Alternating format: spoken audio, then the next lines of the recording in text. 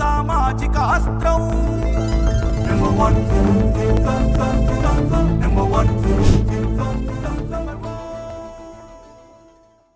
Welcome to number 1 news. నేను నందిని.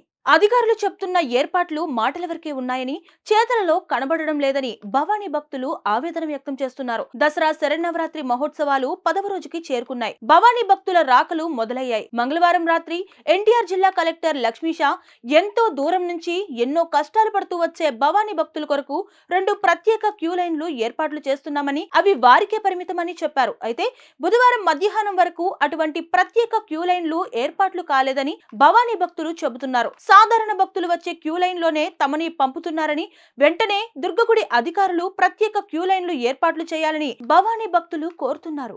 వాస్తవంగా ఒక మనిషి వచ్చి శ్రీకాకుళం విజయనగరం నడిచి వచ్చి దూరం వచ్చి 2000 నుంచి 800 కిలోమీటర్ల దాకా వస్తున్న ఒక భవానీ వచ్చి 21 రోజులు కటికి ఉపవాసం చేసి కాళ్ళకి పుల్లు పడిపోయి దారిలో ఏమీ లేదు. ఇక్కడ అక్కడ నీళ్ళు అయితే ఉన్నాయా, దర్శనం బాగానే ఉంది.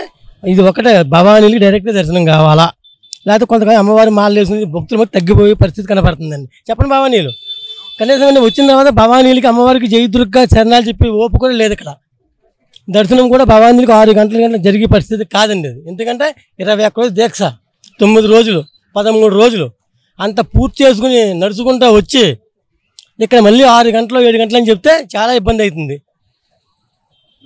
మీకు ప్రత్యేకించి క్యూ లైన్లు ఇస్తే సౌకర్యంగా ఉంటుందని భవానీలకి క్యూ లైన్ డైరెక్ట్ వేస్తే అమ్మవారి భక్తులు పెరిగే అవకాశం చాలా వరకు ఉంది. మాకు వచ్చిన సమాచారం ఏంటంటే కలెక్టర్ ఆదేశాలు ఇచ్చాడు, 2 క్యూ లైన్లు ఓన్లీ భవానీలకే, దాంట్లో ఎవరికి ప్రవేశం లేదని చెప్పారు. ఇంతవరకు అయితే ఏమీ లేదండి. ఇప్పటికైతే మీకైతే ఏమీ లేదండి. పొద్దున 5 గంటలకు వెళ్తే ఇప్పుడు వచ్చిన బయటకి 9 అయిన టైం. ఇప్పుడు 5 గంటలకు పొద్దున వెళ్ళాను నేను. మీరు చెప్పిన సమాచారాన్ని కలెక్టర్ అందేట్టుగా మేము చేస్తాం. ఒకటండి మీరు చేయటం కదా ముందు మా ఆవేదన అండి. ఎందుకంటే అండి మెల్లో మాలన్నంత కాలం కూడా ఆ మనిషి 1కి వెళ్ళకూడదు, 2కి వెళ్ళకూడదు. 6 గంటలు 7 గంటలు ఉన్నప్పుడు షుగర్ ఉండొచ్చు, బీపీ ఉండొచ్చు, ఆయనకి అర్జెంట్ కావచ్చు. ఈ మాల పత్తి అని చెప్పండి 21 రోజు అమ్మవారి దీక్ష చేసుకుని ఆయన ఏం చెయ్యాలి? మీ పేరేంటి స్వామి? నా పేరు గడుగోయల వెంకట్రావు, తూర్పుగోదావరి జిల్లా కొవ్వూరు మండలం కాపువరం గ్రామం. అది ఈ భవానీలు అయితే శ్రీకాకుళం విజయనగరం. చెప్పామని ఊరి పేరు చెప్పండి. విన్నారు కదా, ఇది కొంతమంది భవానీల ఆవేదన.